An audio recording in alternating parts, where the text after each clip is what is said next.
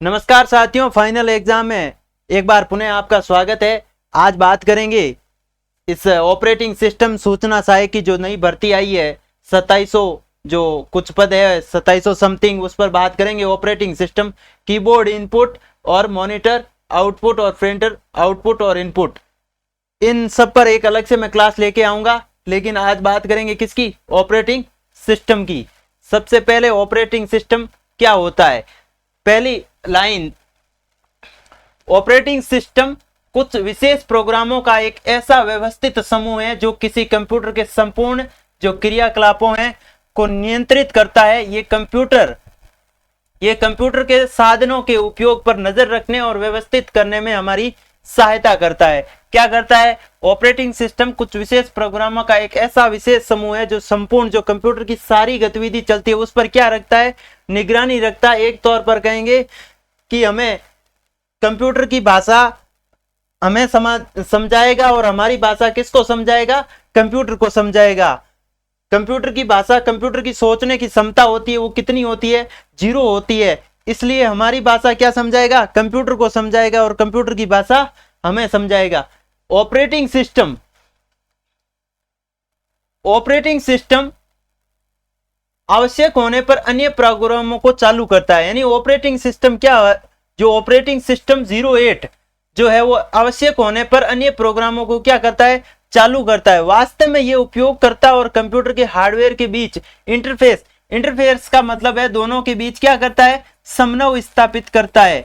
क्या करता है? समन्वय स्थापित करता है। यानी आपस में दोनों को क्या करता है? आपस की भाषा समझाता है। यानी कंप्यूटर की भाषा क्या है और जो यूजर यानी उपयोगकर्ता की भाषा कंप्यूटर को समझाता है और कंप्यूटर वापस इंटरफेस का कार्य करता है। इंटरफेस का मतलब दोनों की कंप्यूटर और जो उपयोगकर्ता की भाषा है आपस में समझाना, यानी समन्वय स्थापित करता है। ऑपरेटिंग सिस्टम एक ऐसा सॉफ्टवेयर प्रोग्राम का समूह है जो मानव एप्लीकेशन सॉफ्टवेयर और कंप्यूटर हार्डवेयर के बीच संवाद स्थापित करता है। ये एक ऐसा प्रोग्राम है जो कंप्यूटर विभिन्न अंगों को निर्देश देता है किस प्रकार से प्रोसेसिंग का कार्य सफल होगा। यानी एक ऐसा प्रोग्राम है जो विभिन्न अंगों को निर्देशित करता है। कौन करता है? ऑपरेटिंग सिस्टम एक प्रकार से कंप्यूटर के सारे प्रोग्रामों को निर्देशित करता है किस प्रकार से कार्य होगा, किस प्रकार से नहीं होगा। यानी हार्डवेयर और मानव के समूह के सॉफ्टवेयर प्रोग्राम समूह जो मानव एप्लीकेशन सॉफ्टवेयर और कंप्यूटर हार्डवेयर के बीच क्या करता है? संवाद स्थापित करता है। यानी एक दूसरे की जो भाषा है यानी आदान प्रदान होता है उसको समझने का प्रयास करता है। यानी एक बीच की कड़ी कौन है? दोनों कंप्यूटर और उपयोगकर्ता के बीच की कड़ी कौन है? ऑपरेटिंग सिस्टम है। ऑपरेटिंग सिस्टम के प्रमुख कार्य क्या क्या कार्य हो सकते हैं ऑपरेटिंग सिस्टम के? ऑपरेटिंग सिस्टम कंप्यूटर के सफल संचालन की प्रक्रिया में एक महत्वपूर्ण भूमिका अदा करता है। अदा का मतलब निभाता है।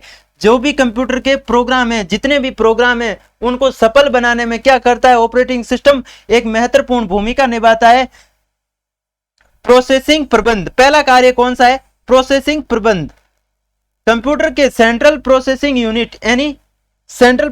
यूनिट के प्रबंध यानी सीपीयू, इसको क्या कहा जाता है? कंप्यूटर का क्या कहा जाता है? दिमाग कहा जाता है, मस्तिष्क कहा जाता है। क्या कहा जाता है?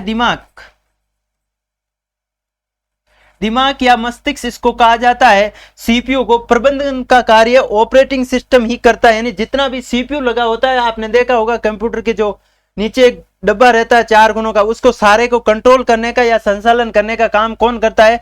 ऑपरेटिंग सिस्टम करता है। कौन करता है? ऑपरेटिंग सिस्टम करता है। ऑपरेटिंग सिस्टम काम करता है किसको संचालन करने का? सीपीयू को। यह प्रबंधन इस प्रकार का होता है कि सभी प्रोग्राम एक एक करके निष्पादित होते हैं। ऑपरेटिंग सिस्टम सभी प्रोग्रामों के समय को सीपीयू को लिए विभाजित करता है। यहां लाइन आई एक एक करके। एक एक का मतलब यह होता है कि जो भी कंप्यूटर के अंदर पहला प्रोग्राम चल रहा है जब तक वो पूर्ण नहीं होगा तब तक दूसरा क्या है? प्रोग्राम रन नहीं करेगा, यानी चालू नहीं होगा, यानी उस पर कोई क्रिया नहीं होगी। पहले से जो कंप्यूटर में प्रोग्राम चलते हैं वो कोई भी यदि उसके अंदर अगर सिस्टम के अंदर प्रोग्राम चल रहा है तो दूसरा कभी भी रन नहीं होगा। दूसरा उसके एक एक करके मतलब जैसे ही वो पहला पूर्ण होगा, कौन सा? पहले जो प्रोग्राम चलता है यानी कंप्यूटर के अंदर कोई भी कार्य चलता है वो पूर्ण होगा तो दूसरा कार्य स्टार्ट होगा। किस कारण से होगा? ऑपरेटिंग सिस्टम की वजह से होगा। और सिस्टम सभी प्रोग्राम के समय को सीपीयू के लिए विभाजित कर देता है, यानी सिस्टम के द्वारा सीपीयू के अंदर लगे सभी, चाहे वो हार्डवेयर हो चाहे सॉफ्टवेयर हो, उनको सबको विभाजित कौन करता है? ऑपरेटिंग सिस्टम करता है। मेमोरी प्रबंधन क्या है? मेमोरी प्रबंधन, मेमोरी क्या है? कंप्यूटर के अंदर डाटा संग्रहण करने की ये क्या है? इकाई है। क्या है? इकाई है, या उसको कह सकते एक भाग है कंप्यूटर का, जिसको डाटा के अंदर एक अस्थायी और स्थायी तौर से लोड किया जाता है, यानी उसके अंदर संग्रह किया जाता है, जो भविष्य में कभी भी काम आ सके। प्रोग्राम के सफल निष्पादन के लिए ऑपरेटिंग सिस्टम में मेमोरी प्रबंधन का अत्यंत ही महत्वपूर्ण कार्य करता है, जिसके अंतर्गत कंप्यूटर मेमोरी में कुछ स्थान सुरक्षित रखे जाते हैं, जिनका विभाजन प्रोग्रामों के मध्य किया जाता है, तथा साथ ही यह भी ध्यान में रखा जाता है कि प्रोग्रामों को मेमोरी के अलग अलग स्थान प्राप्त हो सके। यानी प्रोग्राम है जो मेमोरी के अलग अलग स्थान पर होंगे, कोई रैम में होगा तो कोई रोम में होगा। रैम अस्थायी मेमोरी है, रोम स्थायी मेमोरी है, तो रैम के अंदर से डाटा डिलीट हो सकते हैं लेकिन रोम के अंदर से नहीं होंगे। तो अलग अलग जगह का काम कौन करेगा? इन सभी डाटा को संग्रह करने का ऑपरेटिंग सिस्टम करेगा। यानी एक प्रकार से कंप्यूटर का सही रूप से माने तो संचालन करने की सारी जिम्मेदारी किसके पास होती है? ऑपरेटिंग सिस्टम के पास होती है। और ऑपरेटिंग सिस्टम पूरे कंप्यूटर को क्या करता है? कंट्रोल करता है। किसी भी प्रोग्राम को इनपुट एवं आउटपुट करते समय आंकड़ों एवं सूचनाओं को अपने निर्धारित स्थान पर संग्रहित करने का कार्य भी ऑपरेटिंग सिस्टम करता है। यानी किसी भी प्रोग्राम के चाहे डाटा इनपुट हो चाहे आउटपुट हो, उनको सुरक्षित स्थान, यानी जैसे कोई भी आप यदि इनपुट डाटा दोगे, उनका आउटपुट यदि प्रिंट आता है, यदि तब तक नहीं आता है तो उनको सुरक्षित कहाँ रखा जाता है? मेमोरी के अंदर रखा जाता है। यदि कोई भी आप डाटा उसके अंदर कंप्यूटर के अंदर देते हो, यदि आप उसका प्रिंट आउट नहीं लेते हो, तब तक वो सुरक्षित कहाँ रहता है? मेमोरी प्रबंधन के अंदर रहता है। चाहे वो अस्थायी में रहो चाहे स्थायी में रहो, लेकिन रहता है किसमें? मेमोरी प्रबंधन में रहता है। और इसका स्थान निर्धारित कौन करेगा? ऑपरेटिंग सिस्टम करेगा। फिर आती है फाइल प्रबंधन। फाइल प्रबंधन का मतलब होता है एक से ज्यादा जो आंकड़े होते हैं उनको एकत्रित। ऑपरेटिंग सिस्टम फाइलों को एक सुव्यवस्थित ढंग से किसी डायरेक्टरी में संग्रहित करने की सुविधा प्रदान करता है। किसी प्रोग्राम के निष्पादन के समय इसे सेकेंडरी मेमोरी से पढ़कर प्राइमरी मेमोरी में डालने का कार्य ऑपरेटिंग सिस्टम करता है। सेकेंडरी मेमोरी से फाइल प्रबंधन क्या करता है? पर्सन किस प्रकार से बन सकता है कि सेकेंडरी मेमोरी में से ऐसा कौन सा ऑपरेटिंग सिस्टम है सेकेंडरी मेमोरी में से प्राइमरी मेमोरी में डाटा कौन डालता है? तो कौन डालता है? फाइल प्रबंधन के तहत डालता है। ऑपरेटिंग सिस्टम के अंदर पर्सन इस प्रकार से बन सकता है कि ऑपरेटिंग सिस्टम में सेकेंडरी मेमोरी से पढ़कर प्राइमरी मेमोरी में डाटा जो है डालने का कार्य कौन सा जो है करता है? तो कौन करता है? फाइल प्रबंधन करता है। कौन करता है? फाइल प्रबंधन करता है।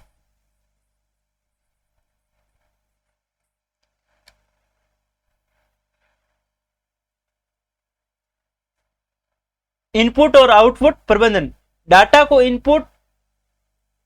इनपुट यूनिट से पढ़कर मेमोरी में उचित स्थान, यानी डाटा को इनपुट यूनिट से पढ़कर मेमोरी के उचित स्थान पर संग्रहित मतलब एकत्रित करना, यानी डाटा को सुरक्षित करना, इकट्ठा करने एवं प्राप्त परिणाम को मेमोरी से आउटपुट यूनिट तक पहुंचाने का कार्य भी ऑपरेटिंग सिस्टम करता है। यानी इनपुट से दिया हुआ डाटा आउटपुट, मेमोरी से आउटपुट यूनिट का मतलब होता है उस डाटा का आउटपुट, यानी परिणाम देना, प्रिंटेड। यदि कोई भी डाटा आप देते हो तो फिर आउटपुट के रूप में क्या आता है? आपके पास प्रिंट आता है। वो प्रिंट देने का काम यदि कौन करता है? सीधा तो मेमोरी में करता है। इसके लिए BIOS basic input output system का प्रयोग किया जाता है। इसमें बूट फ्रेमवेयर और पावर मैनेजमेंट सम्मिलित होते हैं। प्रोग्राम लिखते समय कंप्यूटर को केवल यह बताया जाता है कि हमें क्या इनपुट करना है और क्या आउटपुट लेना है। बाकी कार्य कौन करता है? ऑपरेटिंग सिस्टम करता है। सिर्फ कंप्यूटर को यह बताया जाता है कि हमें क्या इनपुट लेना है और क्या आउटपुट लेना है। प्रिंट देना उसका काम है, कहां संग्रहित करना काम किसका होता है? ऑपरेटिंग सिस्टम का होता है।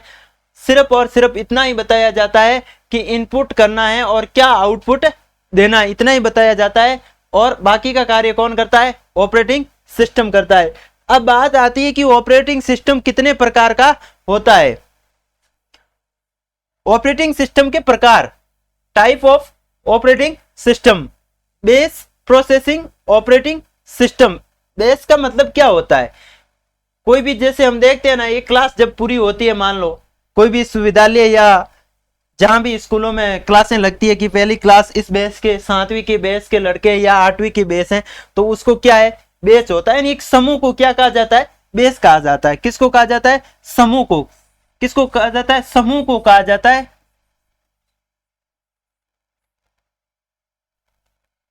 इस प्रकार के ऑपरेटिंग सिस्टम में एक प्रकार के सभी कार्यों को एक बेस के रूप में संगठित करके साथ में क्रियान्वित किया जाता है।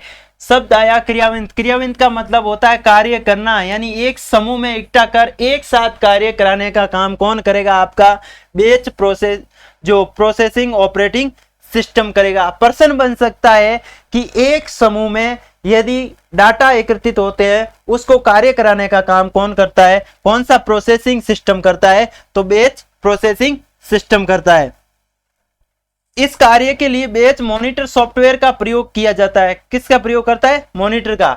इस प्रकार के ऑपरेटिंग सिस्टम का प्रयोग ऐसे कार्यों के लिए किया जाता है जिसमें उपयोगकर्ता के हस्तक्षेप की आवश्यकता नहीं होती है। शब्द आया है हस्तक्षेप। हस्तक्षेप का मतलब होता है इंटरेस्ट लेना, यानी उसमें उपयोगकर्ता का, यानी मैं उपयोग करता हूं तो मेरी उसमें कोई भी रोल अदा नहीं है, यानी कोई प्रकार की भागीदारी नहीं है। सही शब्दों में पूछा जाए तो भागीदारी, किसी प्रकार की उपयोगकर्ता की क्या नहीं होती है? भागीदारी नहीं होती है, आवश्यक नहीं होते हैं। प्रश्न बन सकता है ऐसा कौन सा प्रोसेसिंग, यानी ऐसा प्रोसेसिंग दे ही नहीं, वो सीधा दे दे, ऐसे कौन सा ऑपरेटिंग सिस्टम है जहां उपयोगकर्ता की भागीदारी होना आवश्यक नहीं है? तो सीधे भाग के दौड़ना किस पर? बैच पर दौड़ना। और बैच का मैंने सीधा शब्द बता दिया कि बैच का मतलब होता है समूह। समूह का मतलब वो होता है कि एक साथ एक से अधिक जितने भी लोग या कोई भी उपयोगकर्ता एक साथ होंगे तो वो क्या होगा? समूह होगा। समूह को क्या कहा जाएगा? बेस होगा। यहाँ शब्द आया हस्तक्षेप। हस्तक्षेप का मतलब होता है भागीदारी। उपयोगकर्ता मैं भी हो सकता हूँ, उपयोगकर्ता आप भी हो सकते हैं, लेकिन ऐसी स्थिति में क्या होगा? आपकी भागीदारी होना कोई भी आवश्यकता नहीं है। वो समूह के अंदर बाकी लोगों की भी भागीदारी हो सकती है। उपयोगकर्ता की हस्तक्षेप की आवश्यकता नहीं होती, यानी उपयोगकर्ता की कोई जरूरी नहीं है। प्रश्न किस प्रकार से बन सकता है? प्रश्न ये बन सकता है कि ऐसा कौन सा ऑपरेटिंग सिस्टम है जहां पर किसी भी प्रकार की उपयोगकर्ता की भागीदारी नहीं है? तो सीधे दौड़ना किस पर? बेस प्रोसेसिंग ऑपरेटिंग सिस्टम पर।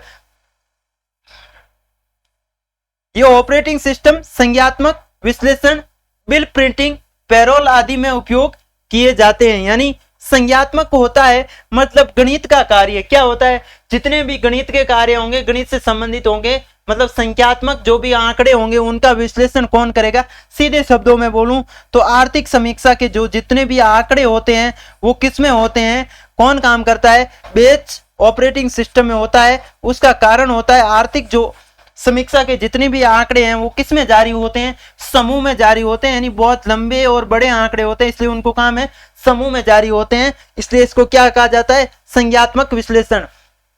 बिल प्रिंटिंग के अंदर किसी भी प्रकार का लाइट बिल हो चाहे कोई भी वो प्रिंटिंग में काम लिया जाता है, क्योंकि एक साथ मैंने पहले भी कहा था समूह के रूप में कार्य करने का जो काम है वो किसका है? बेस प्रोसेसिंग यूनिट सिस्टम का। Single user operating system second भाग कौन सा है? Single user. सिंगल का मतलब केवल मैं एक काम करूंगा। क्या करूंगा? इस ऑपरेटिंग सिस्टम में केवल मैं एक काम करूंगा, यानी सिंगल का मतलब ये होता है। पूरी व्याख्या। इस प्रकार के ऑपरेटिंग सिस्टम में एक बार में केवल एक उपयोगकर्ता को ही कार्य करने की क्या होती है? अनुमति होती है। ये सबसे अधिक प्रयोग किए जाने वाला ऑपरेटिंग सिस्टम है, जैसे MS DOS, विंडो 9X आदि। तो लाइन आई है, ये सबसे अधिक प्रयोग किए जाने वाला ऑपरेटिंग सिस्टम है। तो फिर बता रहा हूं, प्रश्न ये बनेगा ऐसा कौन सा ऑपरेटिंग सिस्टम है सबसे ज्यादा प्रयोग किया जाता है? ऐसा कौन सा? तो आपके बीच मल्टी यूजर ऑपरेटिंग सिस्टम का उदाहरण आ सकता है, सिंगल का आ सकता है और बेच ऑपरेटिंग सिस्टम का भी आ सकता है। लेकिन आपको क्या करना है? सिंगल यूजर ऑपरेटिंग सिस्टम का ऑप्शन राइट करना है। यानी सबसे ज्यादा अगर ये सबसे अधिक जो प्रयोग किया जाने वाला ऑपरेटिंग सिस्टम है वो कौन सा है? Single user operating system. Single user operating system का मतलब है एक ही व्यक्ति एक ही काम, यानी उपयोगकर्ता क्या होगा, सिर्फ और सिर्फ एक होगा, समूह नहीं बनेगा, उपयोगकर्ता एक होगा, इसलिए सबसे ज्यादा काम क्या आएगा, ऑपरेटिंग, ये सिंगल यूजर ऑपरेटिंग सिस्टम। फिर तीसरा है मल्टी यूजर ऑपरेटिंग सिस्टम। ये ऑपरेटिंग सिस्टम एक समय में एक से अधिक उपयोगकर्ता को कार्य करने की क्या देता है, अनुमति देता है। समूह और मल्टी यूजर में अंतर है, ध्यान में रखना। समूह का मतलब होता है संगठन, यानी एक से अधिक भी होता है उसके अंदर, लेकिन उसमें अंतर है, संगठन होता है यानी बहुत सारी संख्या में क्या होते हैं, लोग इकट्ठे हो सकते हैं, आंकड़े भी इकट्ठे हो सकते हैं, कुछ भी हो सकता है समूह के अंदर। लेकिन यहाँ क्या है, ऑपरेटिंग सिस्टम एक समय में एक से अधिक उपयोगकर्ताओं की अनुमति देता है। यह ऑपरेटिंग सिस्टम उपयोगकर्ता के मध्य संतुलन बनाए रखता है, प्रत्येक प्रोग्राम की संसाधन संबंधित जरूरत को पूरा करता है। यह ऑपरेटिंग सिस्टम कंप्यूटर के संसाधनों का सर्वाधिक उपयुक्त प्रयोग करता है, जैसे यूनिक्स, वीएम्स आदि। मल्टी ऑपरेटिंग सिस्टम, ये ऑपरेटिंग सिस्टम क्या है कि ऑपरेटिंग सिस्टम कंप्यूटर के संसाधनों का सर्वाधिक उपयुक्त प्रयोग करता है, मतलब प्रयोग करने वाला सबसे ज्यादा अगर कोई बात करे तो वो कौन सा है, मल्टी यूजर। उपयोगकर्ता सबसे ज्यादा प्रयोग, ये भी पूछ सकते हैं कौन सा ऐसा ऑपरेटिंग सिस्टम है सबसे ज्यादा उपयोगकर्ता है, तो वो कौन सा आएगा, मल्टी यूजर। और सबसे ज्यादा प्रयोग उपयोगकर्ता दोनों अंतर है, ध्यान में रखना।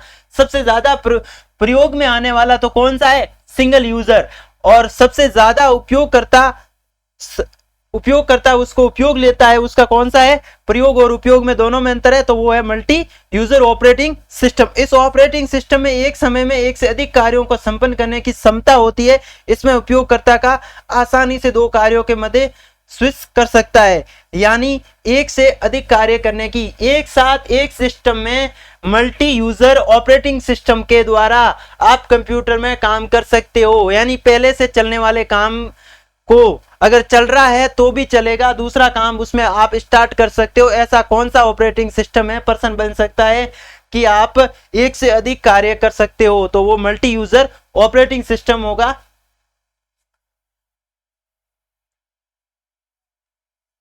मल्टीटास्किंग ऑपरेटिंग सिस्टम को दो भागों में बांटा गया है, यानी विभाजित किया गया है। पहला है प्रिमिटिव मल्टीटास्किंग ऑपरेटिंग सिस्टम। इस प्रकार के ऑपरेटिंग सिस्टम को कई कंप्यूटर प्रोग्राम्स तथा हार्डवेयर डिवाइसेस शेयर करते हैं। क्या करते हैं, शेयर का मतलब होता है भेजना, क्या होता है, यानी मेरे पास आया मैंने दूसरे को भेजा, उसका मतलब होता है शेयर। हार्डवेयर किसको, कंप्यूटर प्रोग्राम तथा हार्डवेयर डिवाइस शेयर करते हैं, यानी कंप्यूटर के जो भी प्रोग्राम है, कोई भी कंप्यूटर में प्रोग्राम यदि चल रहा है उसको शेयर कौन से द्वारा किया जाता है, प्रश्न ये बनेगा ऐसा कौन सा ऑपरेटिंग सिस्टम है जिसके द्वारा प्रोग्रामों या हार्डवेयरों को शेयर किया जाता है या भेजा जाता है एक से दूसरे जगह, तो ये आएगा प्रिमिटिव मल्टीटास्किंग ऑपरेटिंग सिस्टम। तथा उनका प्रयोग करते हैं, ये अपने समस्त जो कंप्यूटेशन टाइम को क्या करता है, कार्यों के मध्य बांट देता है, तथा एक पूर्व निर्धारित मापदंड के आधार पर ही किसी नए कार्य का निष्पादन एवं पूरे कार्य का निष्पादन रोककर ही प्रारंभ किया जाता है, जैसे 082 विंडो 95 NT आदि इसके क्या है, ये उदाहरण है, क्या है इसके उदाहरण हैं। उदाहरण है, बात करूंगा कार्य मध्य, यानी कंप्यूटेशन टाइम को क्या करता है, कंप्यूटेशन का मतलब जो कार्य चल रहा है उस टाइम को क्या कर देता है, ये बांट देता है, तथा पूर्व निर्धारित मापदंड के आधार पर ही किसी नए कार्य का निष्पादन, पूर्व कार्य का निष्पादन रोककर भी प्रारंभ कर देता है। यानी आपका कोई भी प्रोग्राम कंप्यूटर के अंदर पहले से चल रहा है लेकिन उसको रोककर भी काम शुरू कर देता है, कौन करता है, प्रिमिटिव मल्टीटास्किंग ऑपरेटिंग सिस्टम। फिर है कोऑपरेटिव मल्टीटास्किंग ऑपरेटिंग सिस्टम। ये मल्टीटास्किंग का एक सरलतम रूप होता है। इस ऑपरेटिंग सिस्टम में एक प्रोग्राम तब तक सीपीयू का प्रयोग करता है जब तक उसे आवश्यकता होती है। यदि कोई प्रोग्राम सीपीयू का प्रयोग नहीं कर रहा हो तो वह दूसरे प्रोग्राम को अस्थायी रूप से सीपीयू का प्रयोग करने की अनुमति देता है, जैसे ये इसके उदाहरण है Mac OS, MS window 3X। Multitasking जब उसे आवश्यकता होती है तो प्रोग्राम सीपीयू का प्रयोग नहीं करता है। अस्थायी रूप का मतलब होता है कि वो कभी भी हट सकता है, उसको कभी भी हटाया जा सकता है। टाइम शेयरिंग ऑपरेटिंग सिस्टम, इस प्रकार के ऑपरेटिंग सिस्टम में एक साथ एक से अधिक उपयोगकर्ता या प्रोग्राम कंप्यूटर के संसाधनों का प्रयोग कर सकते हैं। पूछा जा सकता है ऐसा कौन सा ऑपरेटिंग सिस्टम है जिसके द्वारा उपयोगकर्ता या प्रोग्राम कंप्यूटर के संसाधनों का प्रयोग कर सकते हैं। ऐसा कौन सा ऑपरेटिंग सिस्टम है जिसके द्वारा उपयोगकर्ता या प्रोग्रामर एक साथ संसाधनों का प्रयोग कर सकते हैं, दोनों उपयोगकर्ता या प्रोग्रामर संसाधनों का प्रयोग कर सकते हैं। तो सीधा दौड़ना टाइमिंग शेयर ऑपरेटिंग सिस्टम। इस कार्य में कंप्यूटर अपने संसाधनों के प्रयोग हेतु प्रत्येक उपयोगकर्ता या प्रोग्राम को समय का एक छोटा सा भाग आवंटित करता है, जिसे टाइम स्लाइस या क्वांटम कहते हैं। अब पूछा जा सकता है, लाइन प्रश्न बनाने वाला यही दे दे कि उपयोगकर्ता या प्रोग्राम, प्रत्येक भी दे दे, प्रत्येक उपयोगकर्ता या प्रोग्राम को समय का एक छोटा सा भाग आवंटित करता है, जिसे टाइम स्लाइस या क्वांटम कहते हैं। ऐसा कौन सा ऑपरेटिंग सिस्टम है? तो वो कौन सा होगा? टाइम शेयरिंग ऑपरेटिंग सिस्टम होगा। कौन सा होगा? टाइम।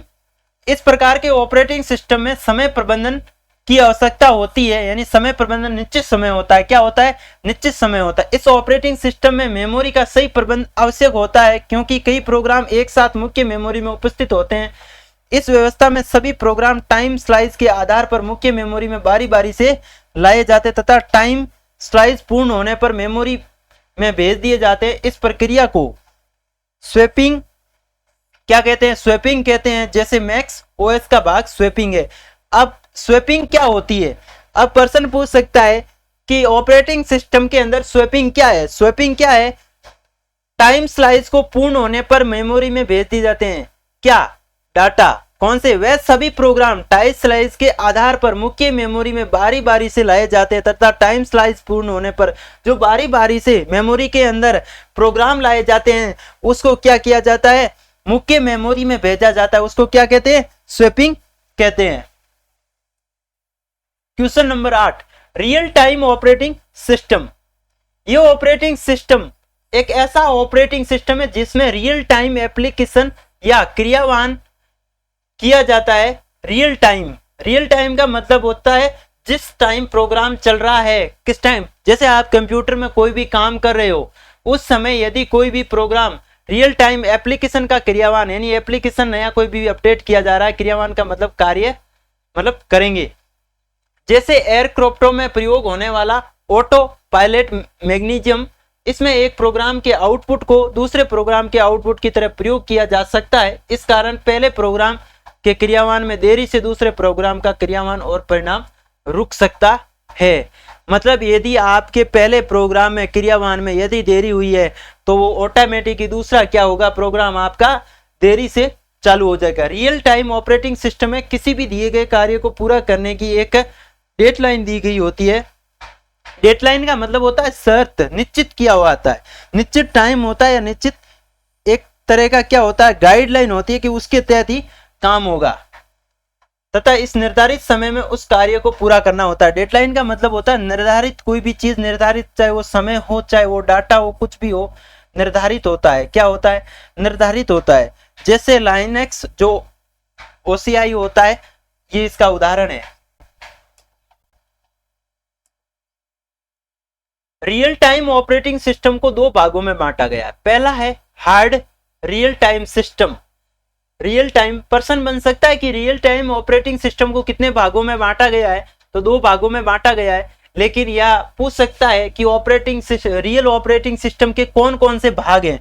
आपको दो दे दे, हार्ड रियल सिस्टम और सॉफ्ट रियल टाइम सिस्टम। दोनों उदाहरण अलग से दे दे।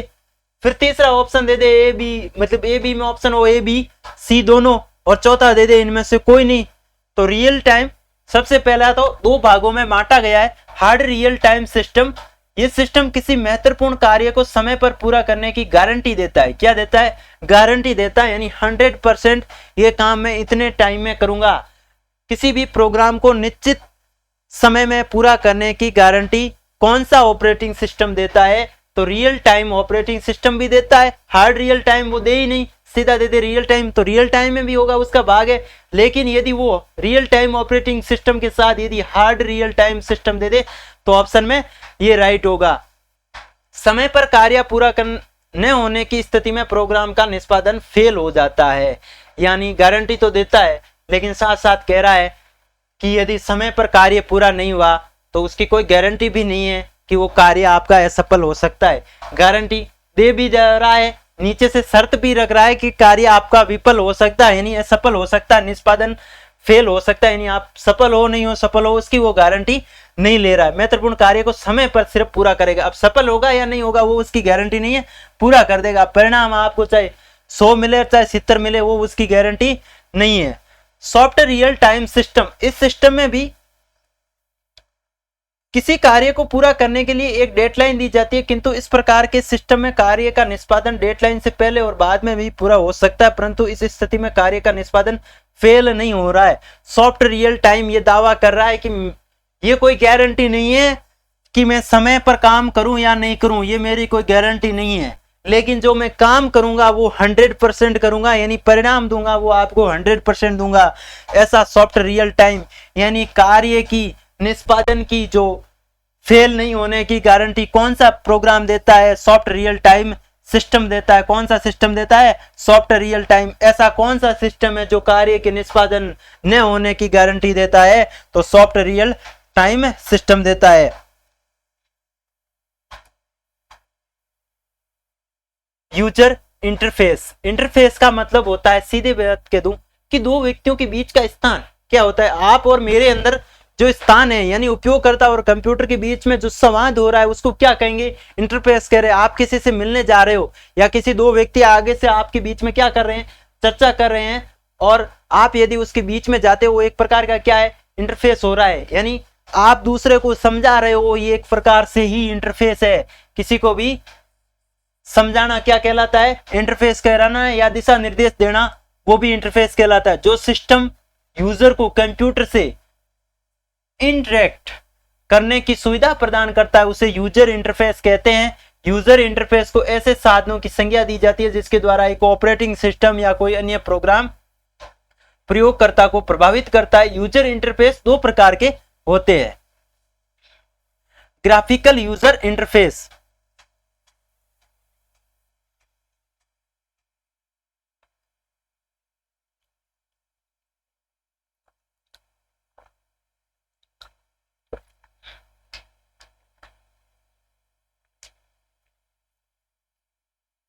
क्या होता है? ग्राफिकल यूजर इंटरफेस ये कंप्यूटर तथा उपयोगकर्ता के बीच तस्वीर और रेखाचित्र के माध्यम से क्या करता है? अंतर संबंध स्थापित करने की प्रक्रिया, जिसे प्रयोग से पढ़ने, लिखने या याद करने की न्यूनतम आवश्यकता होती है।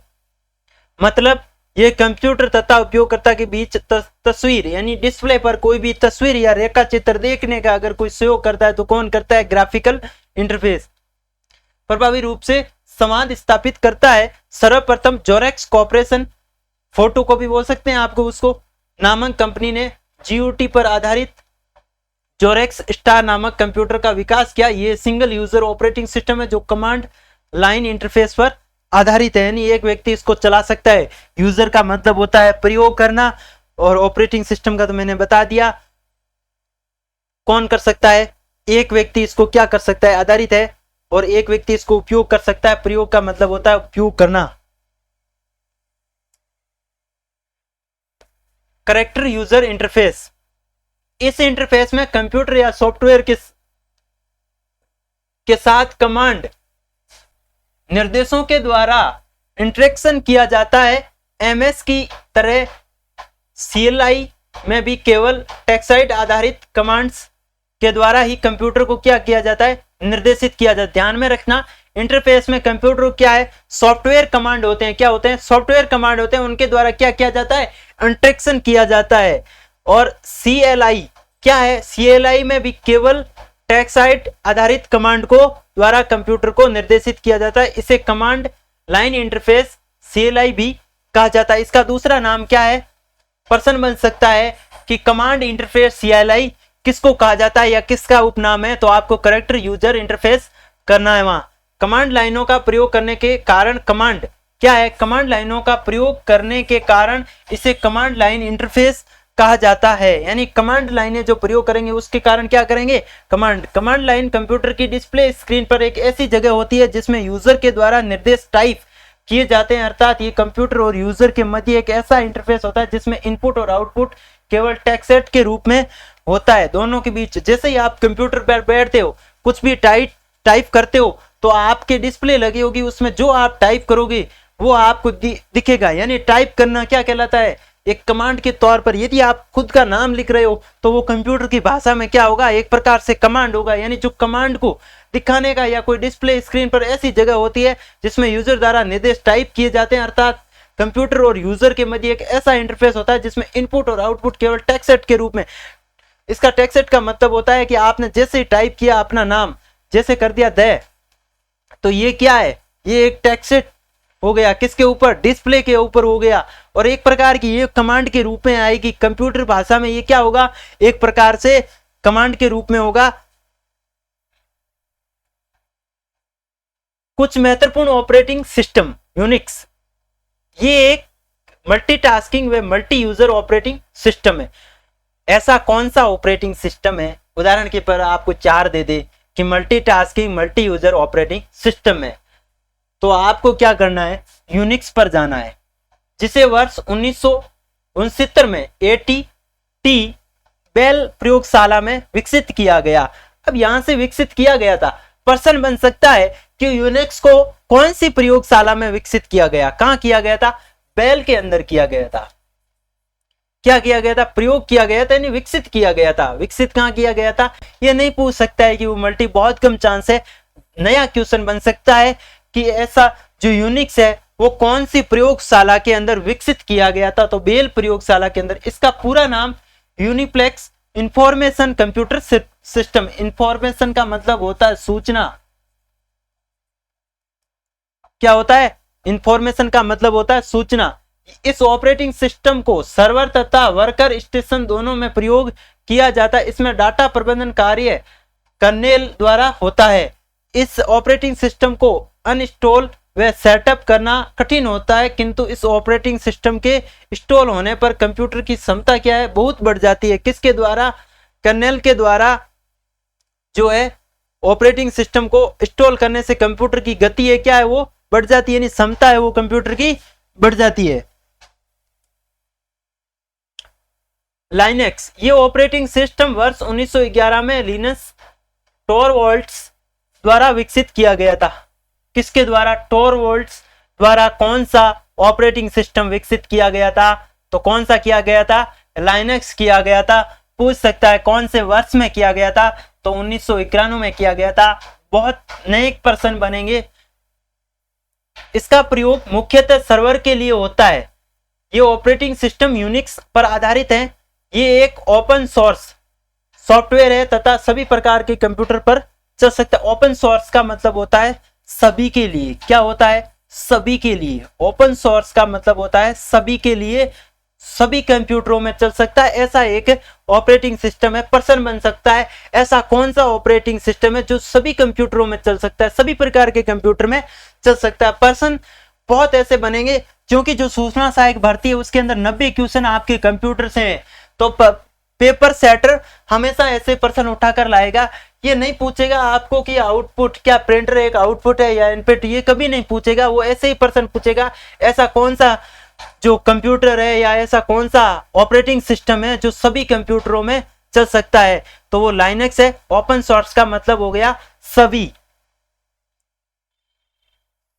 सोलेरिस, इस ऑपरेटिंग सिस्टम का विकास सन माइक्रो सिस्टम द्वारा वर्ष 1992 में किया गया था, किंतु बाद में वर्ष 2010 में इस कंपनी को ऑरेकल कॉर्पोरेशन के द्वारा अधिकृत क्या किया। अधिकृत का मतलब होता है साथ में लाना, क्या होता है, साथ में लाना, साथ में लाना। साथ में लाना और साथ में जाना दोनों अंतर है। अधिकृत का मतलब होता है साथ में लाना, किसी भी, चाहे व्यक्ति को लाओ, चाहे भी किसी भी वस्तु को लाओ, चाहे ऑपरेटिंग सिस्टम को लाओ। अधिकृत का मतलब ये होता है साथ में लाना, कर लिया गया यानी उसके साथ मिला लिया। जिसके बाद इस सोलेरिस को ऑरेकल सोलेरिस के नाम से जाना लगा। ये ऑपरेटिंग सिस्टम मैनेजमेंट तथा नेटवर्क के कार्यों के लिए सर्वाधिक उपयुक्त था। पहला प्रश्न ये बनेगा, आपको ऑप्शन में दे देगा कि ऑरेकल सोलेरिस का पहले नाम क्या था। पहले तो ये पूछ सकता है कि इसको पहले किस नाम से जाना जाता था, तो सीधा सीधा है सोलेरिस नाम से जाना जाता है। फिर इसको पूछ सकता है कि इसका विकास था वो किसने किया था, सर्वप्रथम। क्या बनेगा, 2 बार हुआ है, विकास की दृष्टि में भी 2 बार ले सकते हो आप, या फिर कह सकता है कि विकास कब हुआ, तो विकास हुआ था 1992 के अंदर। किसका हुआ था, 1992 के अंदर सोलेरिस। फिर पूछ सकता है कि सोलेरिस जो ऑरेकल थी, ऑरेकल कॉर्पोरेशन, उसके साथ कब विलय हुआ या अधिकृत कब हुआ, तो 2010 में। कब हुआ था, 2010 के अंदर। फिर ये ऑपरेटिंग सिस्टम मैनेजमेंट तथा नेटवर्क के कार्यों के लिए सर्वाधिक उपयुक्त है। अब ये पूछ सकता है कि सोलेरिस किसके लिए उपयुक्त था, तो सिस्टम मैनेजमेंट तथा नेटवर्क के कार्यों के लिए। कौन से सिस्टम मैनेजमेंट, ये ऑपरेटिंग सिस्टम किसके लिए था, सिस्टम मैनेजमेंट और नेटवर्क कार्यों के लिए सर्वाधिक उपयुक्त था। पर्सन यहां से मैं कह सकता हूं 100% दावे के साथ 2 पर्सन बनेंगे। पहला माइक्रो सिस्टम जो सोलेरिस था, उसका विकास किसने किया था, कौन सा वैज्ञानिक था, तो कौन सा था, सन माइक्रो सिस्टम। माइक्रो नाम था, ऑपरेटिंग सिस्टम का भाग था, तो सिस्टम नाम उसके अपने आप हो गया। 1992 के अंदर किया गया था। कब किया गया था, 1992। किंतु बाद में 2010 में इस कंपनी को ऑरेकल ने क्या किया था, ऑरेकल कॉर्पोरेशन के द्वारा अधिकृत कर लिया गया था, उसके साथ एक प्रकार से विलय कर दिया गया था। जो भी इनके शर्तें थी, चाहे कुछ भी हो, या ये चलने में असमर्थन हो गया हो, एक अकेला यानी चलने के लायक नहीं था, तो विलय कर दिया। पर्सन ये भी बनेगा, और 100% कहता हूं यहां से बनेगा। ऑरेकल कॉर्पोरेशन के द्वारा सोलेरिस जो एक ऑपरेटिंग सिस्टम था, उसको अपने साथ कब विलय कर दिया गया था, 2010 कर दिया गया था। और इतना होशियार अगर पेपर सेटर होगा तो आपको ये भी बता देगा कि अधिकृत तो 2010 में किया था, लेकिन इसका विकास कब हुआ था, या सन भी पूछ सकता है, विकास करता कौन हो। सारी चीजें आपको बताकर एक बहुत छोटी चीज पूछ ले तो यहां आप सोचोगे 2010 में विलय हुआ तो विकास तो बहुत पहले हुआ होगा। ऐसा नहीं है, 1992 के अंदर ही विकास हुआ था, यानी ये 18 साल चला था। कितने साल, 18 ईयर्स से चला था। 18 ईयर्स के बाद ये किसके साथ भाग गया था, ऑरेकल के साथ भाग गया था। किसके साथ भाग गया था, जिस व्यक्ति की अकेले चलने की क्षमता नहीं होती वो किसी के साथ भागता है। इस प्रकार से ये सोलेरिस भी एक इस दुनिया के अंदर यानी डिजिटल दुनिया के अंदर डरपोक ऑपरेटिंग सिस्टम था, तो इस वजह से किसके साथ भाग गया, ये ऑरेकल कॉर्पोरेशन के साथ भाग गया था। Question number 4, Bharat operating system solution. किस प्रकार से भारत के ऑपरेटिंग सिस्टम सारों का सुधार करने का यदि किसी ने काम किया, यानी उसके अंदर कमियां थी या जो भी थी, अगर सुधार किसी तरह का लेकर आया तो वो कौन था, भारत ऑपरेटिंग सिस्टम था। भारत ऑपरेटिंग सिस्टम के CDAC centre for development of advanced computing द्वारा विकसित किया गया था। ये ओपन सोर्स सॉफ्टवेयर है। ओपन सोर्स मैंने पहले ही क्या, सबके लिए काम आने वाला ऐसा ऑपरेटिंग सिस्टम या सिस्टम सॉफ्टवेयर कह सकते हैं, या सॉफ्टवेयर भी बोल सकते हैं। ऐसा कौन सा सॉफ्टवेयर वो सबके लिए काम आ सकता है, उसके क्या कहेंगे, ओपन सोर्स कहेंगे। ऐसा ऑपरेटिंग सिस्टम को विशेष तौर में भारतीय क्षेत्र में प्रयोग करने के लिए बनाया गया। मैंने पहले भी कहा भारतीय क्षेत्र में प्रयोग। JNU Linux version 3.0, JNU Linux version 6.0 इस ऑपरेटिंग सिस्टम का सबसे नवीनतम संस्करण था। यहां से लाइन पकड़ना कि सबसे नवीनतम संस्करण कौन सा है, किसका, भारत ऑपरेटिंग सिस्टम का। जो भारत ऑपरेटिंग सिस्टम सॉल्यूशन आया था उसका सबसे नवीनतम क्या था, सबसे नवीनतम सिस्टम जो है कौन सा था, पूछ सकता है वो कौन सा ऑपरेटिंग सिस्टम सबसे नवीनतम संस्करण है।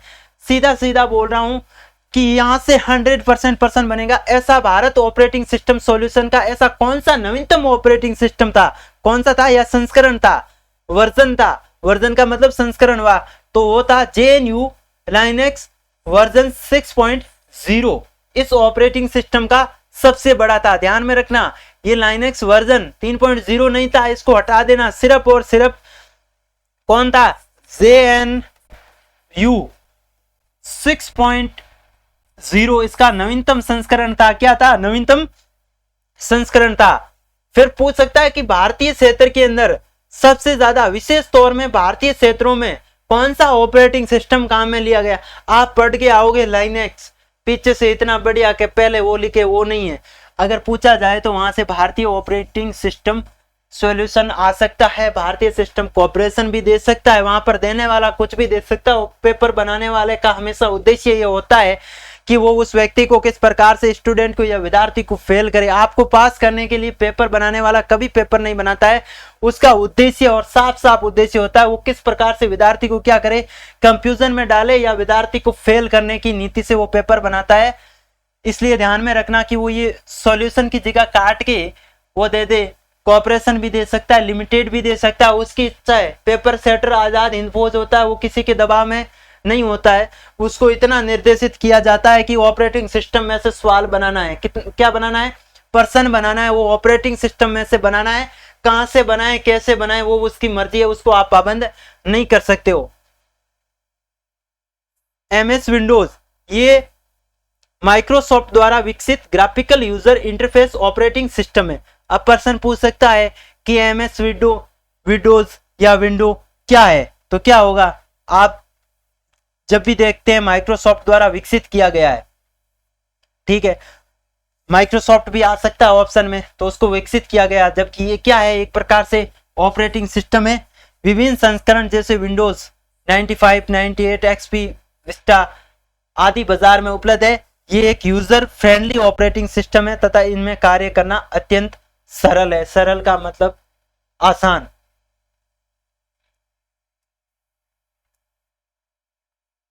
अब आता है कंप्यूटर के अंदर बूटिंग किस प्रकार से होती है। आमतौर पे आप देखते हो कि चालू करना, बंद करना, पूछा जाता है किसी को कि बूटिंग क्या होती है। क्या वास्तविक स्थिति में किसी भी सिस्टम को या कंप्यूटर को चालू या बंद करना बूटिंग कहलाता है? अगर आप सहमत हैं तो कमेंट बॉक्स में अपना जवाब दें। कंप्यूटर को स्टार्ट या रीस्टार्ट करने की प्रक्रिया को बूटिंग कहते हैं। वास्तव में बूटिंग क्या होती है? वास्तव में बूटिंग ये होती है, वह प्रक्रिया ऑपरेटिंग सिस्टम की क्या होती है, सिस्टम हार्ड डिस्क से कंप्यूटर की रैम में लोड होता है, यानी डाटा होता है। जब भी आप चालू करते हो एक चक्रा घूमता है गोल गोल ऊपर, डिस्प्ले के ऊपर गोल गोल चक्रा घूमता है। क्या घूमता है? जो गोल गोल चक्रा घूमता है वो क्या है, वो एक प्रकार की बूटिंग है। उसका मतलब हो रहा है आपके अभी तक जो डाटा है वो किस में हो रहे हैं, रैम के अंदर लोड हो रहे हैं। किसके अंदर हो रहे हैं? रैम के अंदर लोड हो रहे।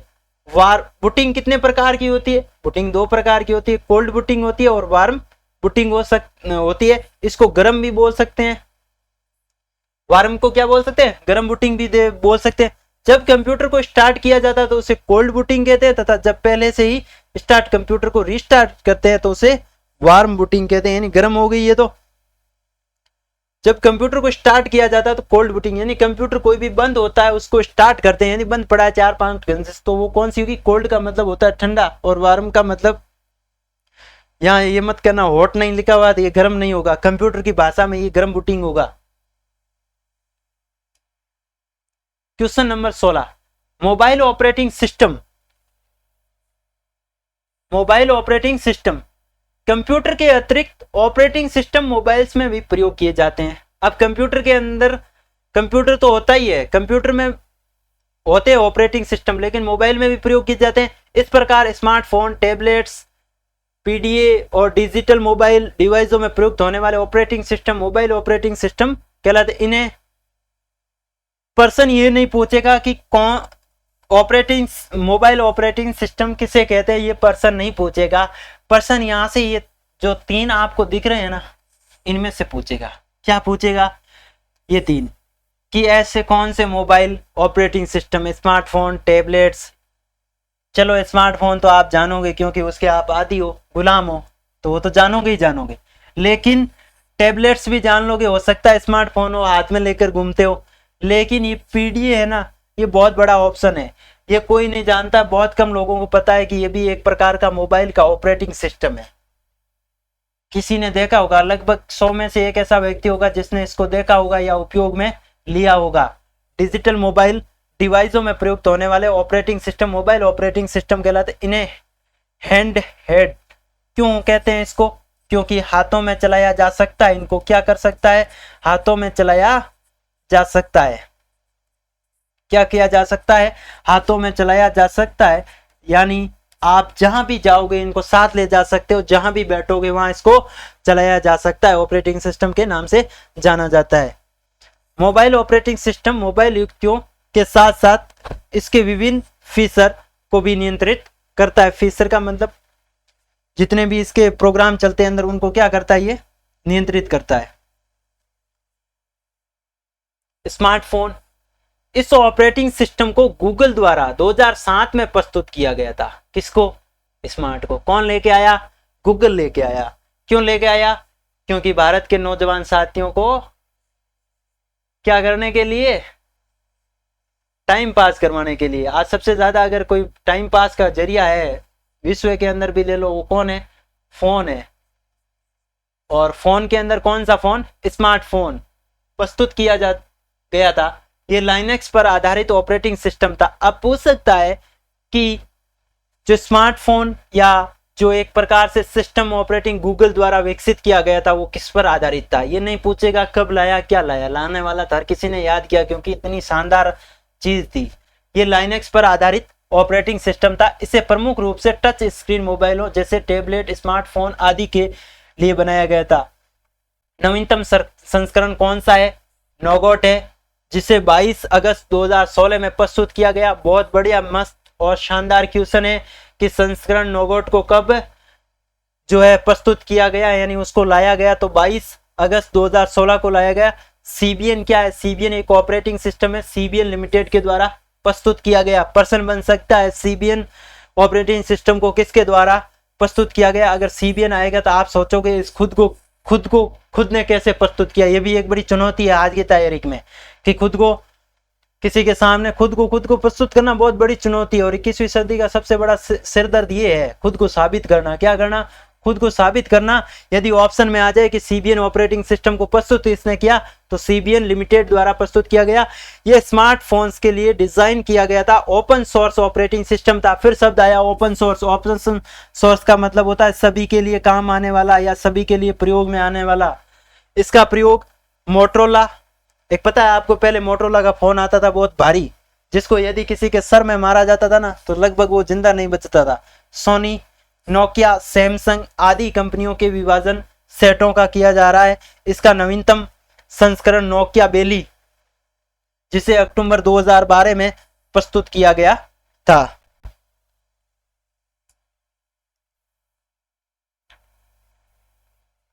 लोस, ये एप्पल इनकॉर्पोरेशन के द्वारा निर्मित एक बहु लोकप्रिय ऑपरेटिंग सिस्टम है। इसका प्रयोग मुख्य रूप से एप्पल के आईफोन, आईपॉड, आईपैड इत्यादि में किया जाता है। इसका नवीनतम संस्करण 105.10 यानी 0.2, जिसे 23 सितंबर 2016 को क्या किया गया था?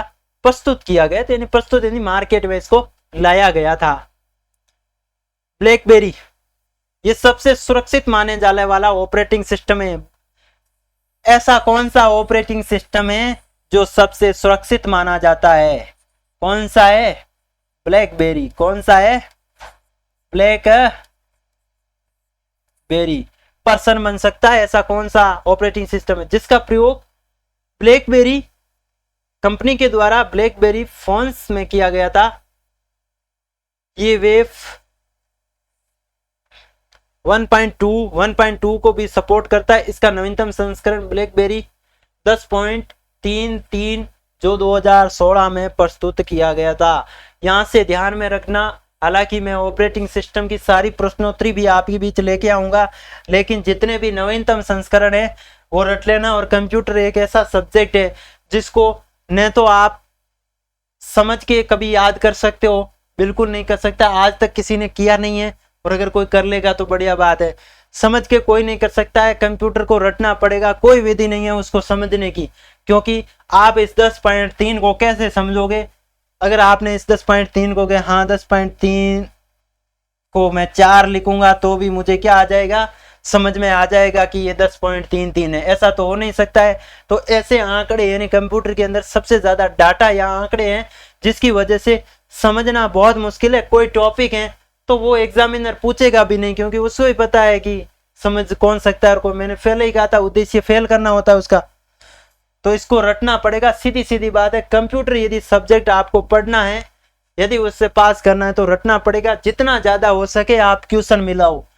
थ्योरी कंप्यूटर बहुत कम समझ में आएगी, जितना हो सके उतने क्वेश्चन मिलाओ, क्योंकि इसके क्वेश्चन भी इतने ज्यादा नहीं बनते हैं। ये भी एक बढ़िया, उसके सिलेबस के अंदर इतने नहीं बनते। एक टॉपिक से हद से ज्यादा 3 या 4 बनेंगे, और इतने कोई कठिन प्रश्न आएंगे पेपर में से कितने 10।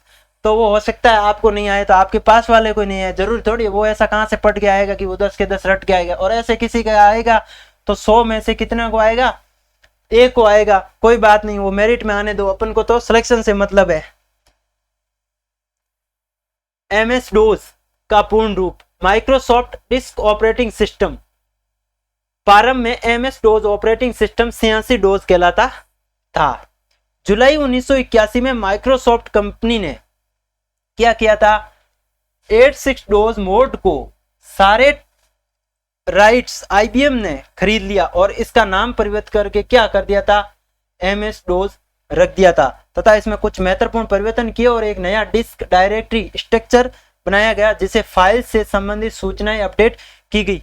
साथियों, यहाँ जुलाई अगस्त आता है, मतलब जुलाई 1981 आता है, लेकिन वास्तविक स्थिति में क्या होता है, वास्तविक स्थिति में क्या है, वास्तव में ये 1980 में इसको विकास हो गया था।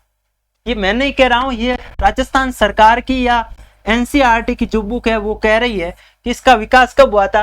जुलाई 1980 के अंदर क्या हो गया था, इसका विकास पूरा हो गया था। 1981 के अंदर इसको खरीदा गया। लेकिन आज की गाइड के अंदर लगभग यही क्वेश्चन मैं पढ़ता आ रहा हूं कि विकास कब हुआ, दौड़ के भागते हैं जुलाई 1980। ऐसा नहीं है।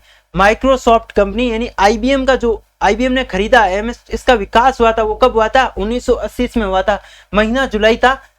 लेकिन विकास कब हुआ था, महीना जुलाई था, लेकिन विकास हुआ था 1980 में। IBM ने खरीदा था 81 में। लेकिन सारी हमारी बुकें हैं, गाइड हैं, उनके अंदर आप प्रश्न के पीछे जाकर देखना, उसके अंदर सीधे सीधे शब्दों में लिखा हुआ है कि इसका जो है विकास कब हुआ, तो उसके अंदर उत्तर दे दिया 1981। ऑप्शन से हटा ही दिया, इसको तो खा ही गए वो। वास्तविक स्थिति में क्या कर लिया, खा लिया, यानी डकार लिया इसको 1980 को। लेकिन NCERT की ये बुक कहती है कि 1980 में क्या हुआ था, इसका विकास हुआ था, और 1981 में इसको क्या किया गया था, खरीदा गया था। और NCERT की इसलिए बोल रहा हूं क्योंकि हमारे जो हरिप्रसाद जी है ना, उन्होंने साफ शब्दों में एक नोटिस जारी कर दिया है, जो अपनी भर्ती आई है उसके नीचे जाकर लिख के देना। 12वीं बोर्ड या NCERT की जो बुकें होगी वो मान्य होगी आपके लिए प्रश्न। उसमें से यदि आपके पास ऑप्शन है तो वो आप ऑप्शन सही है, नहीं तो नहीं है। यानी साफ साफ शब्दों में उसने कह दिया है कि रट लेना, किसकी, सरकारी बुकें है वो रट लेना आप।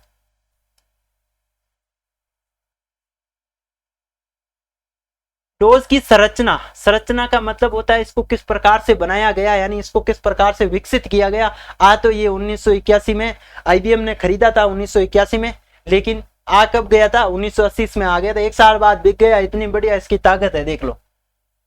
इस ऑपरेटिंग सिस्टम तथा कंप्यूटर के बीच समन्वय स्थापित करने के लिए जो प्रोग्राम की आवश्यकता होती है, बूट रिकॉर्डर, ये ऑपरेटिंग सिस्टम की मेन मेमोरी में लोड करता है, या MS डोज का मुख्य है। मुख्य का मतलब खास होना, क्या होना, खास होना। MS डोज का मुख्य कौन है, बूट रिकॉर्डर, ये ऑपरेटिंग सिस्टम की मेन मेमोरी में लोड करता है। फिर है इनपुट आउटपुट सिस्टम, ये प्रोग्रामों तथा हार्डवेयरों के बीच क्या करता है, इंटरफेस प्रदान करता है। मैंने पहले ही कहा था, इंटरफेस का मतलब एक दूसरे के बीच में आना, इनपुट आउटपुट के बीच interface. MS DOS system program, ये प्रोग्राम रूटीन तथा डाटा टेबल का ऐसा समूह होता है जो उच्च स्तरीय प्रोग्राम जैसे एप्लीकेशन प्रोग्राम प्रदान करता है। पूछा जा सकता है ऐसा कौन सा प्रोग्राम है जो टेबल का ऐसा समूह जो उच्च स्तरीय प्रोग्राम को क्या करता है, जैसे एप्लीकेशन प्रोग्राम प्रदान करता है। कमांड कम प्रोग्राम उपयोगकर्ता को निर्देश का समूह प्रदान करता है, जो उपयोगकर्ता को फाइल प्रबंधन आदि की क्या करता है, सुविधा प्रदान करता है। कॉन्फ़िगरिंग डोज, फाइल्स आपके कंप्यूटर की कमांड्स को सेट करने के लिए वातावरण प्रदान करता है। पूछा जा सकता है ऐसा कौन फाइल कंप्यूटर की कमांड को सेट कौन सा करता है, तो कंप्यूटिंग सिस्टम डोज। ये आपके सिस्टम को कमांड के अनुसार क्या करेगा, एडजस्ट करेगा। एडजस्ट का मतलब है सही करना, एक दूसरे को आपस में कहते हैं ना कि एडजस्ट कर लेना। ऑटोटेक्स बेट, ये फाइल ऑटोमेटिकली कमांड लाइन में एग्जीक्यूटिव हो जाती है, तब सिस्टम को ऑन किया जाता है।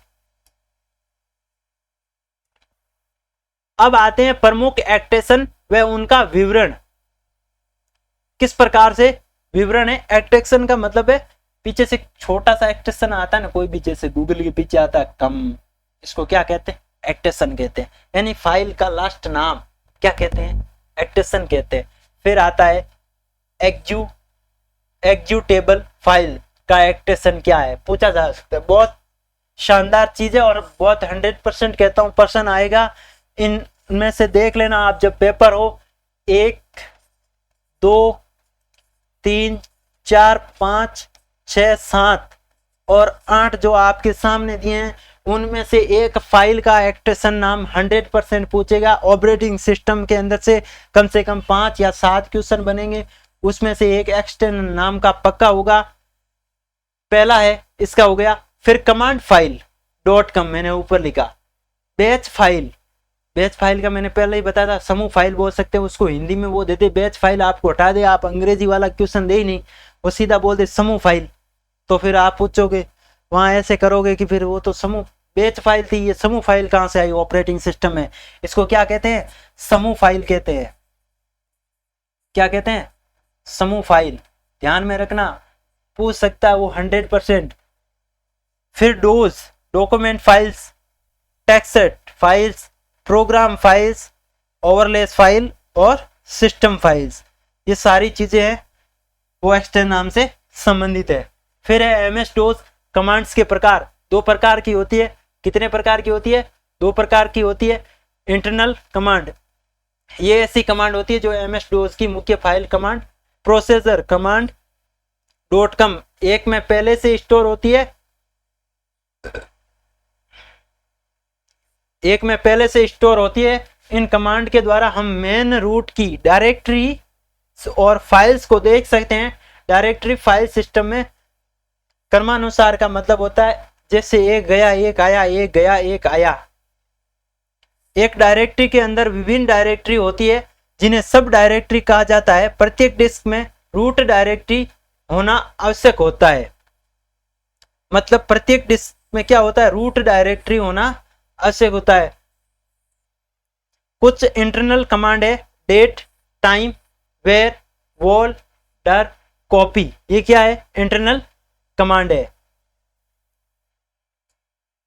24 एक्सटर्नल कमांड, ये ऐसी कमांड होती है जो कंप्यूटर की मुख्य मेमोरी में उपलब्ध नहीं रहती है बल्कि अलग प्रोग्राम फाइलों के रूप में डिस्क पर स्टोरेज रहती है।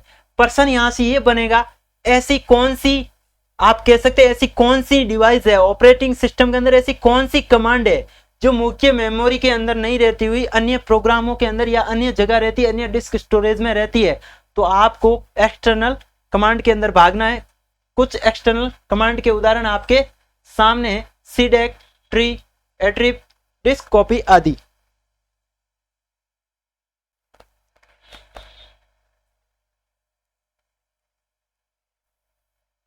मुख्य कमांड्स और उनके प्रयोग, आदेश, ये क्या होते हैं, ये शॉर्टकट कमांड है। इसको क्या कहेंगे, ऑपरेटिंग सिस्टम की शॉर्टकट कमांड है। किसकी, ऑपरेटिंग सिस्टम की शॉर्टकट कमांड है। डेट, पीसी में सेट की हुई तारीख देखने में बदलने के लिए। पीसी के अंदर यदि कंप्यूटर के अंदर आपकी तारीख या डेट या टाइम यदि सेट किया है, उसको यदि बदलना है, यदि देखना है, तो शॉर्टकट की होगी क्या, डेट। टाइम, पीसी में सेट किया हुआ समय देखने या बदलने के लिए। सीएलसी, स्क्रीन पर दिखाई गई सूचनाओं को मिटाने के लिए। बहुत महत्वपूर्ण है, ध्यान में रखना, ये डेट और टाइम ये सबको याद रहता है। पूछेगा सीएलसी, स्क्रीन पर दिखाई, सीएलसी कमांड ऑपरेटिंग सिस्टम में किसके लिए काम ली जाती है, तो स्क्रीन पर दिखाई गई सूचनाओं को मिटाने के लिए ली जाती है। किसी डायरेक्टरी में शामिल फाइलों एवं उप डायरेक्टरी की सूची को देखने के लिए किसका प्रयोग किया जाता है, dir का, cd का करेक्ट डायरेक्टरी को देखने के लिए, कॉपी किसी फाइल की कॉपी करने के लिए, रन का मतलब किसी फाइल का नाम परिवर्तन करने के लिए, डेल किसी फाइल को डिस्क या फ्लॉपी से हटाने के लिए, और md का डायरेक्टरी या उप डायरेक्टरी को बनाने के लिए। 26 किसी डायरेक्टरी को हटाने के लिए कौन सी प्रयोग किया जाता है, rd का किसी फाइल के कंटेंट को देखने के लिए, यानी उसका फाइल का क्या कंटेंट है तो उसको क्या करेंगे, टाइप का प्रयोग करेंगे। फॉर्मेट किसी नई या पुरानी फ्लॉपी को एमएस डोस पर कार्य करने के लिए तैयार करने के लिए कौन का करेंगे, फॉर्मेट का। और पाता किसी एग्जीक्यूटिव डायरेक्टरी या फाइल का पथ पर जाने के लिए प्रयोग करेंगे। एडिट साधारण अक्षरों, ध्यान में रखना एडिट के अंदर शर्तें हैं इसकी, साधारण अक्षरों, अंकों तथा विशेष चिन्हों से बनी फाइल तैयार करने या उसे सुधारने के लिए किसका प्रयोग करेंगे, एडिट का। प्रिंट का किसी फाइल को छापने के लिए। एक्स कॉपी किसी डायरेक्टरी में स्थित उप डायरेक्टरी में उनकी फाइलों की नकल करने के लिए, नकल का मतलब होता है कॉपी करने के लिए।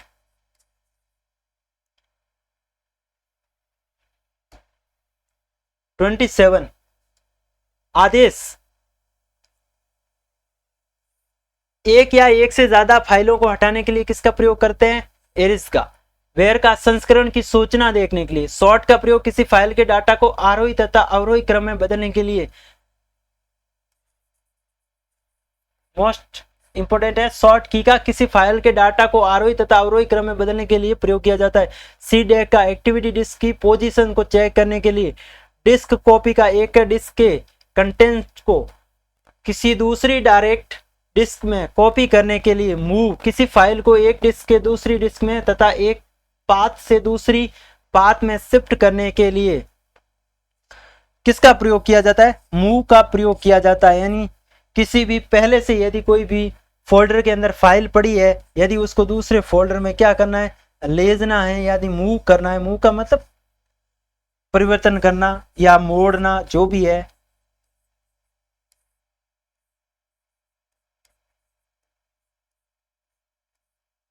सही एक जगह से दूसरे जगह ले जाना।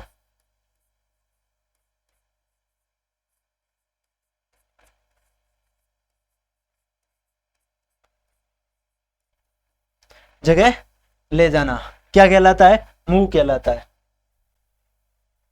ओपन सोर्स सॉफ्टवेयर ऐसा सॉफ्टवेयर होता है, नोट के अंदर ध्यान रखना, ओपन सोर्स सॉफ्टवेयर ऐसा सॉफ्टवेयर होता है जिसका सोर्स कोड मुक्त या बहुत कम धनराशि में सभी के लिए उपलब्ध होता है। यानी पैसे क्या लगते हैं आपके, कम लगते हैं। यहाँ कर्नेल ऑपरेटिंग सिस्टम का वह भाग है जो सीपीयू में होने वाले कार्यों को क्या करता है, निर्देशित करता है। पर्सन बन सकता है, सीपीयू में होने वाले सभी कार्यों को या प्रोग्रामों को निर्देशित कौन करता है, कर्नेल करता है। ध्यान में रखना, निर्देश देने के बाद से लेकर निर्देश को पूरा करने के बीच का समय एक्सेस टाइम कहलाता है। 3 लाइनें हैं, तीनों को याद कर लेना, रट लेना। निर्देश देने के बाद से लेकर निर्देश को पूरा होने के बीच का जो समय लगता है वो क्या कहलाता है, एक्सेस टाइम कहलाता है। फाइल और फोल्डर दोनों में क्या अंतर है, फाइल और फोल्डर, बहुत सारे क्वेश्चन आते हैं फाइल और फोल्डर से। फाइल सेकेंडरी मेमोरी पर स्टोर डाटा का संग्रह होता है। क्या होता है, फाइल सेकेंडरी मेमोरी पर स्टोर डाटा का संग्रह होता है। स्टोर का मतलब होता है जमा, यानी एकत्रित डाटा का क्या होता है, संग्रह होता है। विंडोज में फाइलें डाटा स्टोर करने की बुनियादी इकाई है। क्या है, कौन है बुनियादी इकाई, फाइल। पूछा जा सकता है विंडो के अंदर फाइल ले डाटा स्टोर करने की बुनियादी इकाई कौन सी है, तो फाइल है। उपयोगकर्ता द्वारा एक फाइल या दस्तावेज को दिया गया नाम फाइल नेम होता है। ध्यान में रखना, उपयोगकर्ता एक फाइल या दस्तावेज को, एक फाइल, एक से अधिक नहीं, फिर एक से अधिक होगा तो कौन हो जाएगा, फोल्डर हो जाएगा। एक या एक फाइल के दस्तावेज को दिया गया नाम क्या होता है, फाइल होता है। फोल्डर डिजिटल फाइल सिस्टम में एक आभासी जो कंटेनर होता है वो आभासी होता है, जिसमें फाइलों और अन्य फोल्डरों के समूह को रखा तथा आयोजित किया जाता है। एक फोल्डर के अंदर कई सारे सब फोल्डर बनाए जा सकते हैं। पर्सन ये भी बन सकता है, एक फोल्डर के अंदर आप कितने फोल्डर बनाए जा सकते हैं, तो कितने फोल्डर तो आप बना नहीं सकते हो, अगर वो तो वो ऑप्शन में दे दे बहुत सारे फोल्डर, एक भी नहीं बनेगा, उसके अंदर दे दे सब फोल्डर, तो फोल्डर के अंदर फोल्डर नहीं बनेगा, सब फोल्डर बनेगा, यानी उसका उप बनेगा, जो चाहे वो आप दे दे, लेकिन मेन आपका एक्सटर्न नाम क्या होगा, जो ऊपर आपने डाला है वो फोल्डर नेम होगा, उसके अंदर भले ही आप कितने ही बनाओ, लेकिन आपके डिस्प्ले पर जो आपने पहले चाहे आपका खुद का नाम लिखा है या दूसरे का नाम लिखा है वो ही रहेगा। ध्यान में रखना, ये भी पर्सन वो पूछ सकता है कि कितने, एक फोल्डर के अंदर कितने फोल्डर बनाए जा सकते हैं, 0 फोल्डर बनाए जा सकते हैं, फोल्डर नहीं बनाए जा सकते हैं, क्या बनाएंगे आप, सब फोल्डर, यानी उसके क्या बनाएंगे, उप फोल्डर बनाएंगे। फाइल के प्रकार, कितने प्रकार की फाइल होती है, पहली होती है सामान्य प्रकार, सामान्य फाइल सामान्य फाइल किसी भी प्रकार के अनुप्रयोग से संबंधित हो सकती है, जैसे नोटपैड, पैड, सी प्रोग्राम, गाने आदि, इसलिए यूजर द्वारा बनाई गई फाइलें सामान्य फाइलें होती है। सामान्य फाइलें यूजर प्रोग्राम के बारे में क्या करती है, जानकारी संग्रहित करती है, यानी जानकारियों को क्या करती है, इकट्ठा करती है, और जानकारियों को इकट्ठा करती है। सामान्य फाइलों की मदद से हमें उन जानकारियों को संग्रहित कर सकते हैं जिसमें टेक्स्ट, डाटाबेस, कोई भी इमेज या अन्य प्रकार की सूचनाएं शामिल हो। फिर आती है डायरेक्टरी फाइल। क्या अंतर है सामान्य फाइल और डायरेक्टरी फाइल के अंदर, आप समझोगे। वह फाइल है जो विशेष डायरेक्टरी या फोल्डर में संग्रहित की जाती। अब विशेष और सामान्य फाइल में क्या होता है, सामान्य के अंदर और यहाँ क्या होती है डायरेक्टरी के अंदर। पूछ सकता है कि दोनों अंतर दे दे आपको, कि इनमें से मिलान चिन्ह दे दे, सब डायरेक्टरी फाइल और सामान्य फाइल आगे दे दे, मिलान कीजिए। तो जो सामान्य कोई भी प्रोग्राम होता है, यदि सामान्य उसमें डाटा होते हैं तो वो कहाँ जाएंगे, सामान्य फाइल के अंदर जाएंगे। लेकिन कोई विशेष प्रकार से डाटा होंगे तो वो किस में जाएंगे, डायरेक्टरी फाइल के अंदर। डायरेक्टरी फाइल है, उदाहरण के लिए एक फोल्डर का नाम सॉन्ग्स है जिसमें कई गाने शामिल है। सॉन्ग्स का मतलब, अगर यदि उसमें मैं ये बोल दूं कि आपको सॉन्ग्स तो दे दिया, ये क्या हो गई, ये तो हो गई डायरेक्टरी फाइल।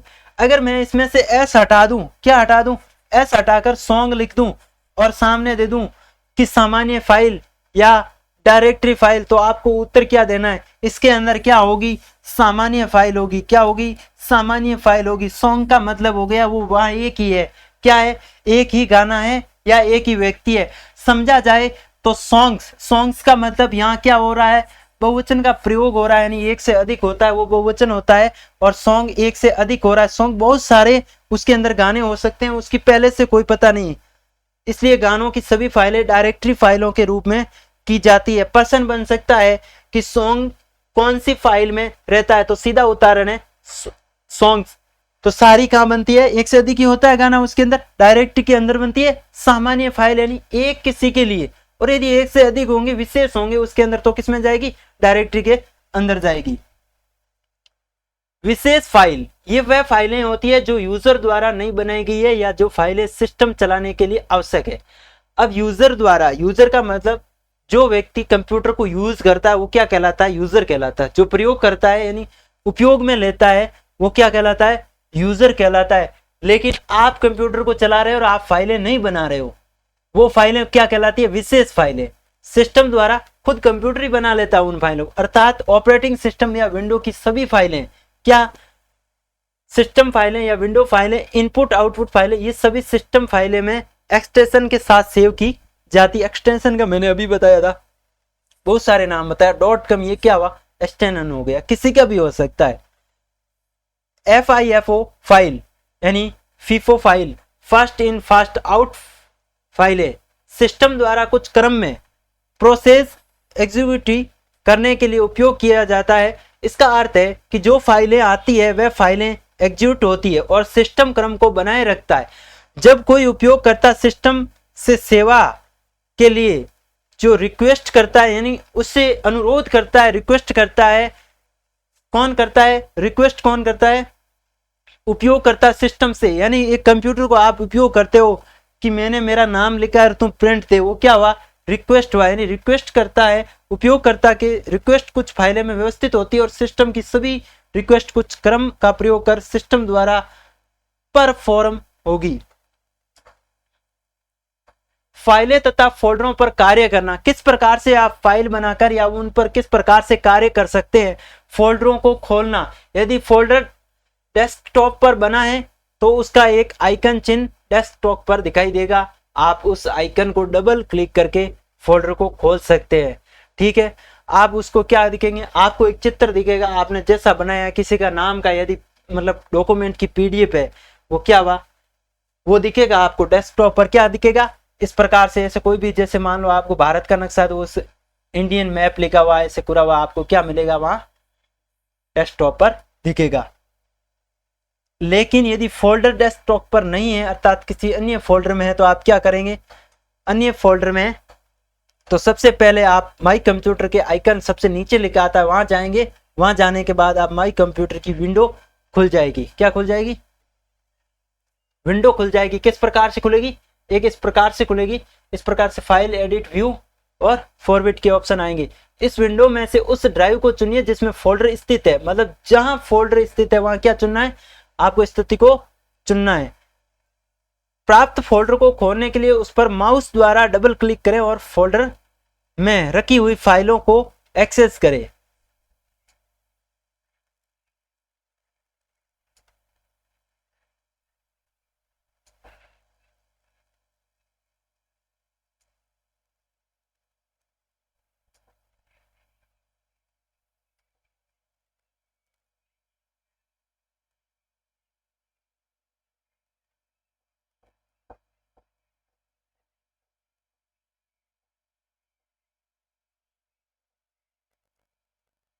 डेस्कटॉप पर नया फोल्डर बनाना, किस प्रकार से आप डेस्कटॉप पर क्या है नया फोल्डर बना सकते हो, किस प्रकार से बनाओगे ये समझेंगे। किस प्रकार का फोल्डर बना सकते हो, एक प्रकार से आप स्वतंत्र फोल्डर बना सकते हो डेस्कटॉप पर। अपने डेस्कटॉप किसी खाली स्थान पर माउस को दबाएं,